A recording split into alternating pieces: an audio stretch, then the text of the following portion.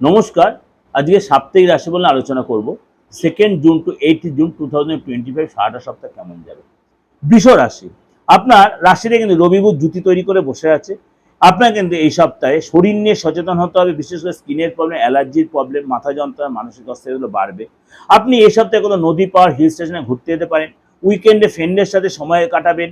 কোথাও দেখা হলো আপনি কোনো বিয়ের অনুষ্ঠানে গেলেন, কোনো পার্টি প্রোগ্রামে গেলেন, সেখানে অনেকটাই সময় কাটাবেন। কোনো আপনি গ্রামের বাড়িতে গেলেন, মন্দিরে গেলেন, তীর্থস্থানে গেলেন, বা আপনি কোনো মসজিদে গেলেন, আপনি গুরুদুয়ারে গেলেন, সেখানে দান ধ্যান করলেন।